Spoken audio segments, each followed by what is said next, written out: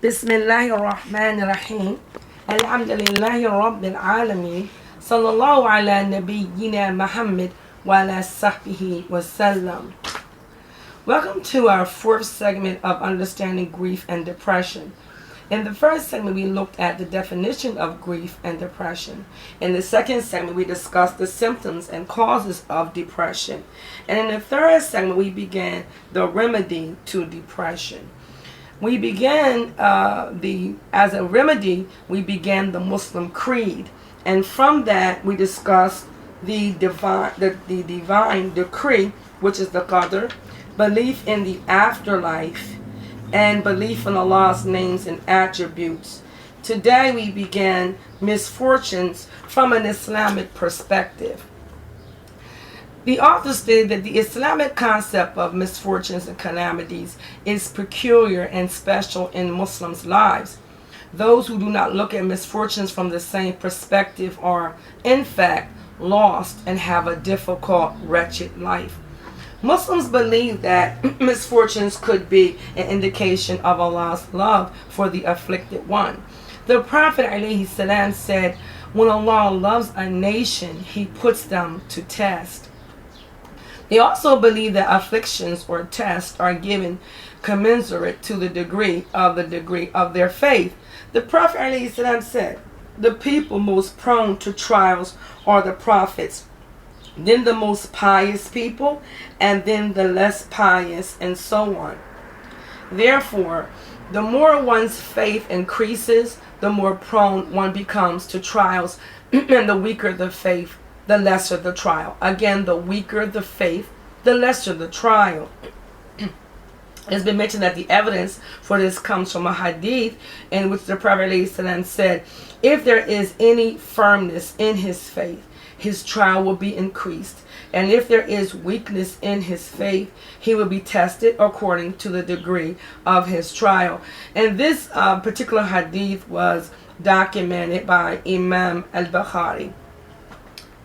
Imam al-Albani, rahimahullah.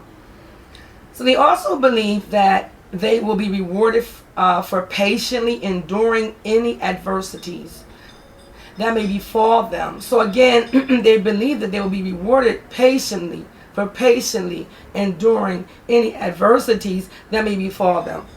The Prophet ﷺ said, no Muslim is afflicted with any discomfort, hardship, distress, grief, worry, or harm, even if it were the prick of a thorn, but Allah expiates his sins because of that. And this hadith was documented by Imam al-Bukhari in the Book of Patience. So when the Muslim believes this, then he gets reassurance because of his belief in Allah, puts his trust in Him, and totally submits to His will and decree. Besides, when he shows patience and endurance, then he or she will most certainly receive a very great reward. And Allah states in the Quran, He says, those who patiently persevere will truly receive a reward without measure. So indeed there is a good for the believers in all circumstances. There is a good for the believers in all circumstances. As the Prophet ﷺ said, the case of the believer is really wonderful. There is good for him in everything. And this characteristic is exclusively for him alone. If he experiences something pleasant, he is grateful to Allah, and that is good for him. And if he comes across some adversity, he is patient and submissive, and that too is good for him. The Islamic concept of trials and tribulations is therefore profound and unique, and many volumes could be written on it. Suffice it to say that this alone could serve to keep grief and depression at bay by Allah's leave. You must have felt some beneficial effects of these prophetic hadith on yourself. In addition to this, Muslims throughout history have demonstrated the practical side of these sayings by translating them into reality. And we shall now take a look at some of these examples. The first example, This relates to a lady called Al-Khanzat, who was a renowned poetess. Although women are known for being less patient than men in the face of misfortunes, this woman demonstrated remarkable fortitude and perseverance. Before embracing Islam, Al-Khanzat used to compose 2 or 3 verses of poetry until her brother Sakhr passed away. Struck by grief, she then composed some long, eloquent, moving poems, of which are still taught to students, some of which are still taught to students in schools. In some of these poems, she said, Khanzat weeps over Sakhr, and she must needs to do so. When fate alarmed her, verily fate does not make one suffer loss. On another occasion she said, the sunrise reminds me of Sakhr, and I mourn for him until sunset every day. Were it not for the many mourners around me over their brothers, were it not for the many mourners around me over their brothers, I would certainly have killed myself. The latter verse means that if there had not been people like her who gave her comfort by mourning over their dead brothers, she would have committed suicide out of grief. This woman herself did not change at all, except that she later embraced Islam and believed in Allah, the Rabb al-Alameen, the Lord of the worlds. She knew faith had a deep impact on her. The new faith had a deep impact on her. And so all of her 4 sons also embraced Islam.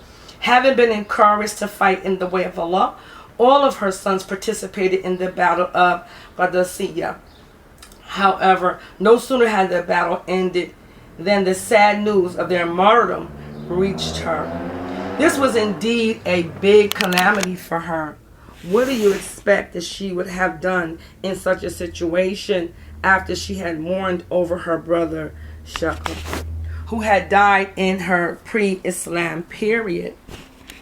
Well, when the sad news reached her, all she said was, praise be to Allah who honored me by having them all martyred, and I pray to Allah that He will join me with them in the abode of His mercy, meaning paradise.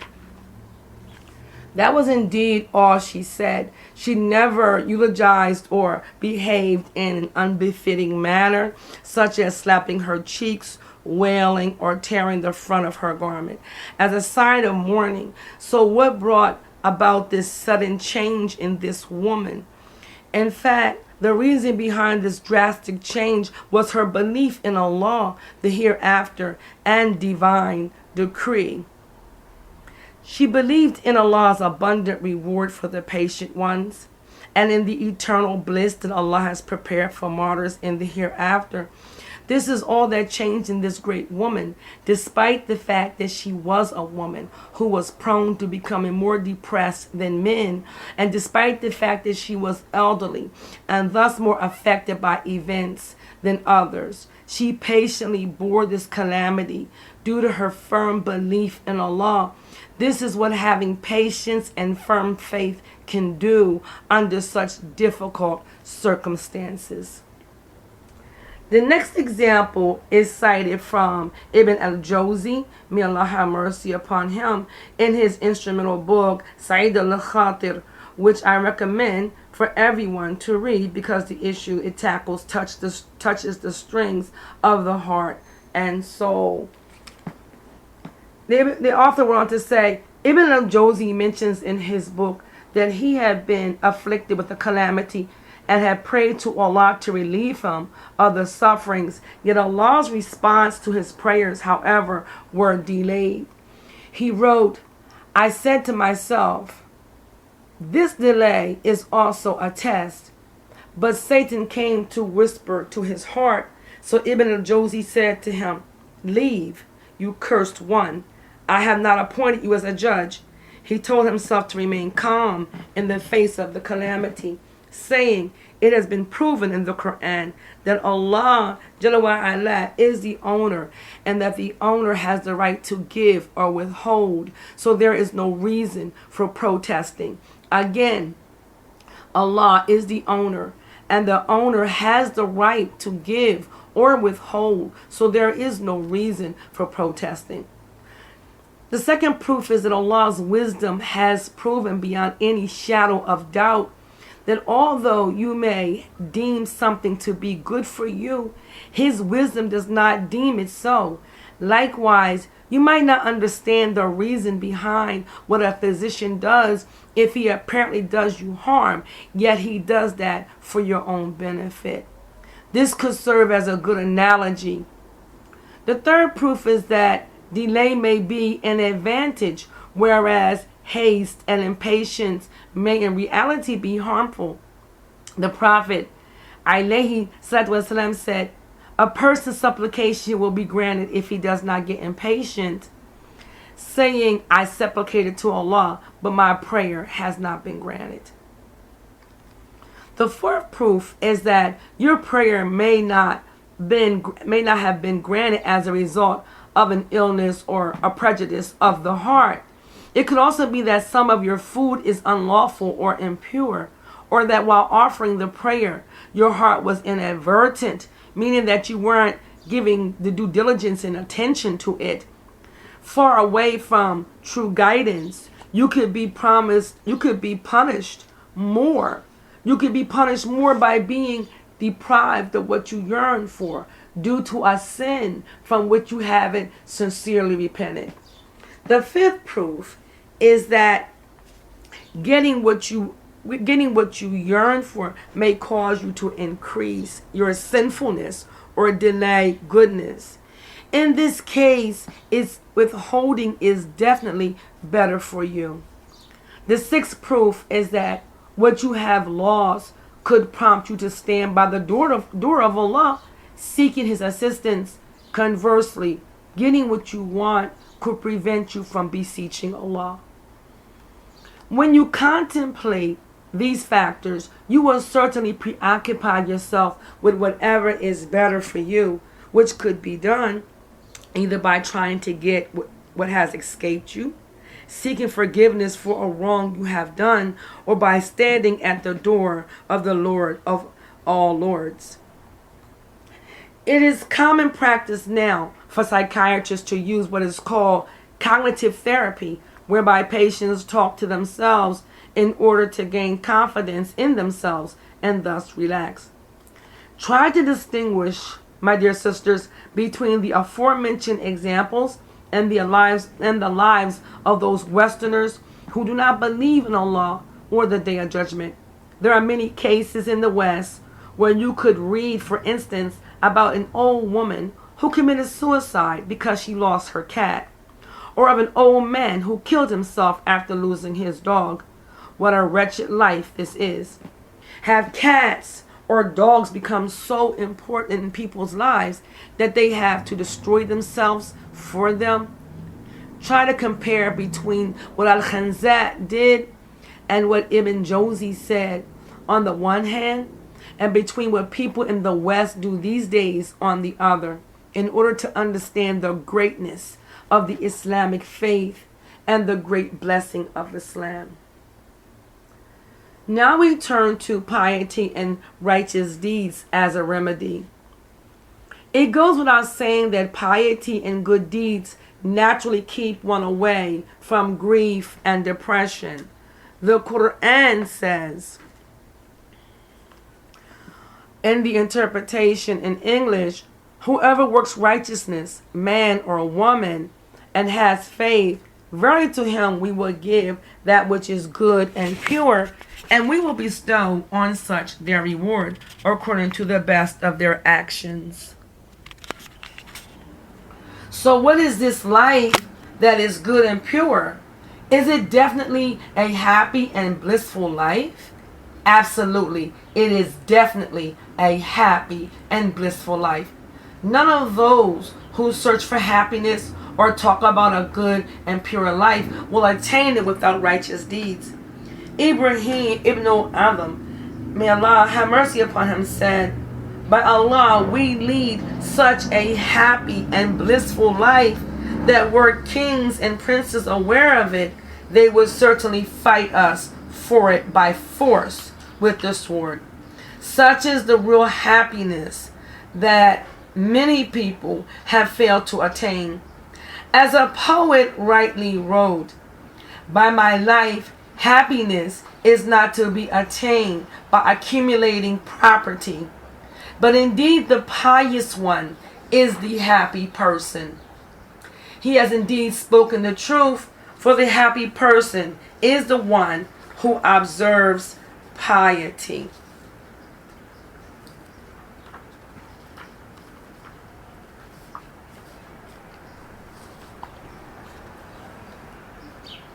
So let's think about what has been presented here, sisters, that we should be contented with the qadr, or the divine decree of Allah.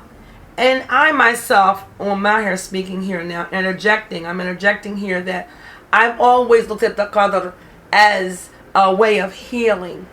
That the qadr, when we as Muslims embrace Islam and truly understand the divine decree, that what was written 50,000 years before earth was ever created was written, and then once this incident or occurrence has happened in our life, nothing would have changed it.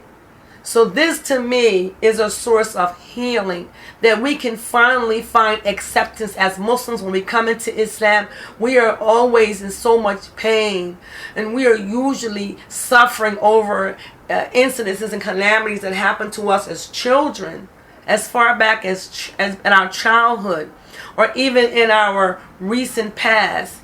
That's a very painful situation for us. And then when we come into Islam and we learn this concept of accepting the qadr, we are now at ease. We are allowed to lay this burden down. We can put this burden down and walk away. And then we can now begin to heal and focus on the future and focus on the good that Allah has written for us. For Allah has written much good for us if we are in acceptance and if we are trusting of Him. Thank you for being with me in this fourth segment. We still have more to come in the next segment. So I ask Allah Ta'ala to reward me for anything that was good in this talk, good and beneficial. And certainly if it was something that was true and good, is from Allah Ta'ala. And I seek refuge from any mistakes and evil that may have come from it. Subhanaka Allahumma bihamdik, ashhadu an la ilaha illa ant, astaghfiruka wa atubu ilayk. Assalamu alaikum wa rahmatullahi wa barakatuh.